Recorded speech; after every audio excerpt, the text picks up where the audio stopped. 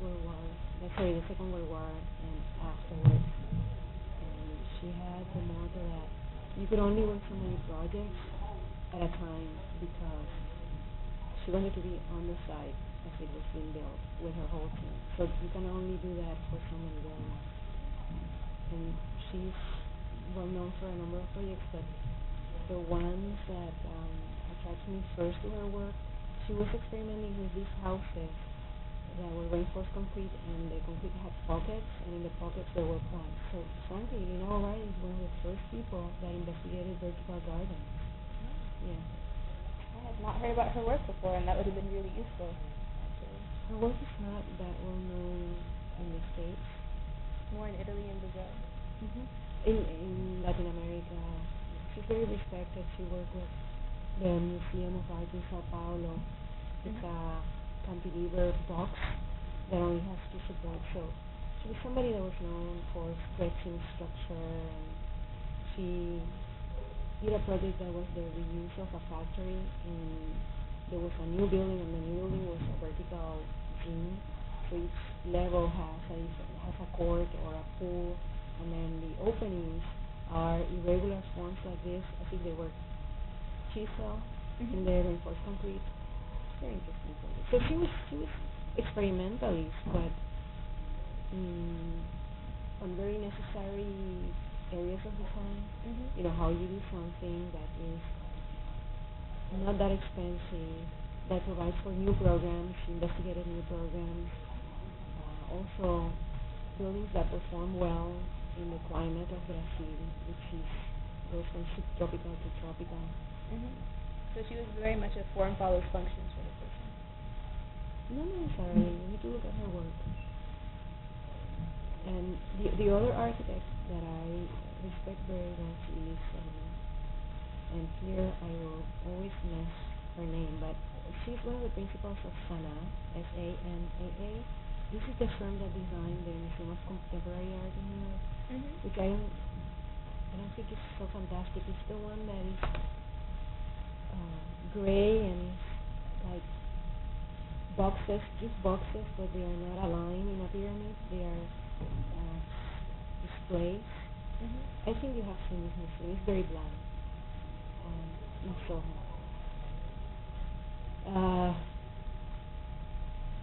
Sejima. Sejima is her last name. S-E-J-I-M. I'll look her up. S-E-J-I-M. I'll show you her name. We have many GAs that have her name. Oh, that's But good. she's the principal of SANAA. That's the point.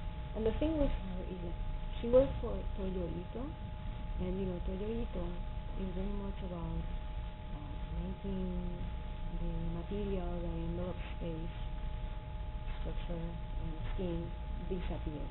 So it's like a suggestion of space. And she picked up on that agenda, and many of her projects are minimalist in the sense that there's a lot of transparency, but also she works small.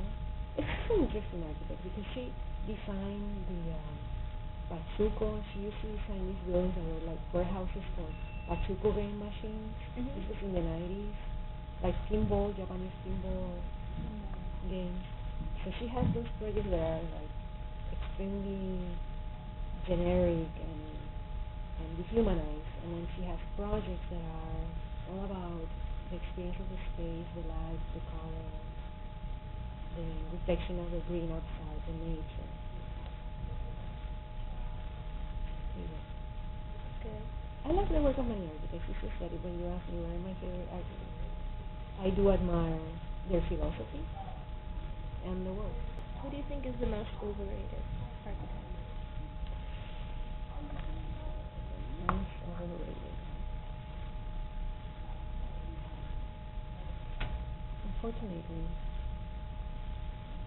that would have to be Frank Gehry. And what? Philip Johnson. I don't know which one comes first. I think Philip Johnson comes first. Yeah. Gehry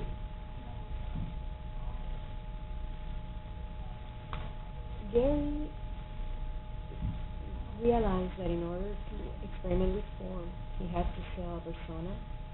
So he has to brand himself and his forms. And I think that has also limited what he can do. Very interesting design process.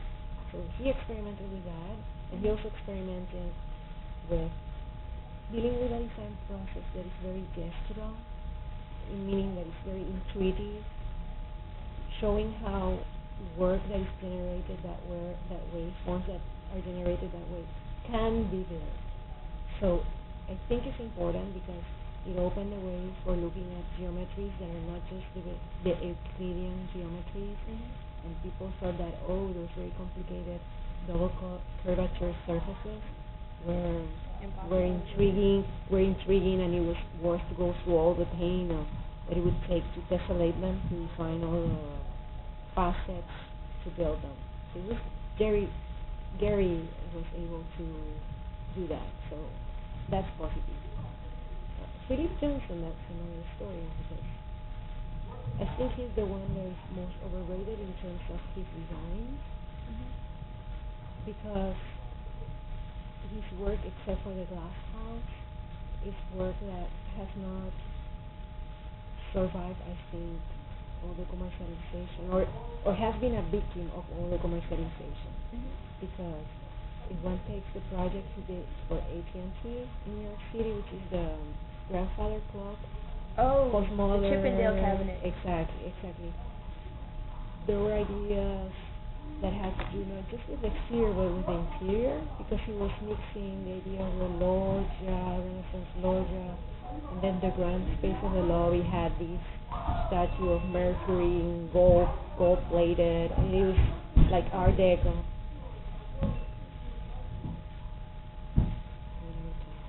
So he was trying to mix all these different vocabularies, but very quickly that project started changing because AT&T moved out, other companies came in, so that narrative disappeared. So to me, buildings need to be able to acquire new meanings, and I'm not convinced that his work, particularly the work that has been noted, has been able to survive that use and reuse. It's not been demolished.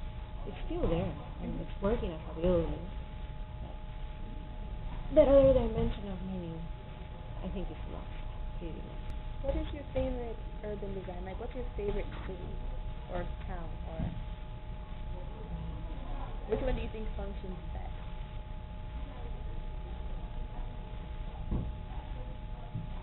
I don't know. The top five, if you can't narrow it down.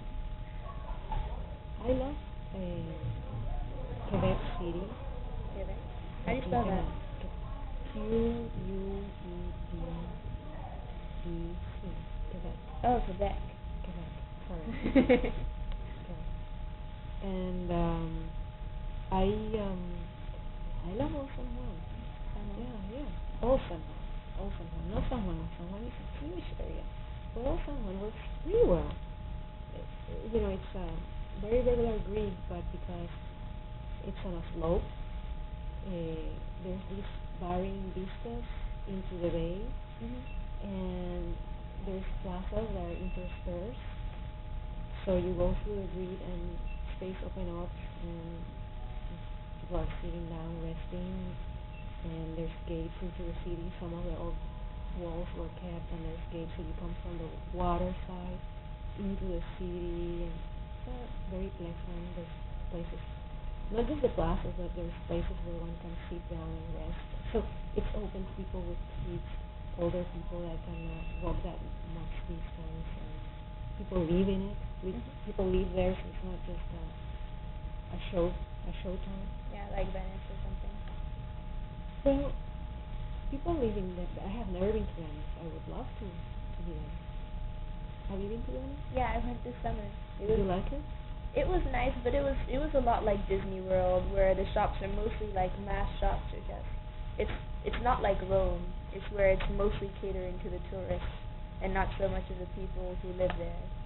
And like I was reading a lot of articles about Venice, and they were saying a lot of the locals have to move out because it's too expensive, and billionaires are just buying houses there for their summer homes. So it's becoming a lot less local and a lot more touristy every year. Yeah, I love Cairo. I live in Cairo, and Cairo is crazy. It has many neighborhoods. There's some neighborhoods that are more easier to navigate, and but I work in the medieval area, and I love it. People live there. There's workshops. But unfortunately, it was changing too. It was being gentrified in a bad way, because then it's, and when I say in a bad way, that the people that live there were moving out, and there were these other people that were moving their shops in, but they didn't live in there. They didn't have their workshops in there. Just like a mall, where there's goods that come in and people go and buy, and that's it. And therefore, the variety of products that one would get, because it would be, the medieval area is based on a street, a long street, almost a mile. So there's specialized sectors.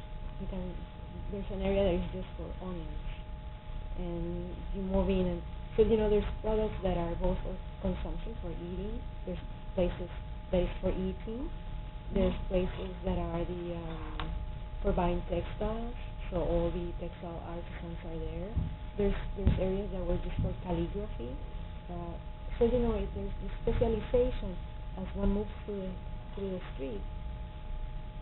They are not, so it's shown, and it's not necessarily that they are all mixed, but the street itself gives you the variety. And that zone is related to other activities. There's a mosque, there's a madrasa, that is in operation, not just historical. So people go and say, it's dirty, noisy, la la la.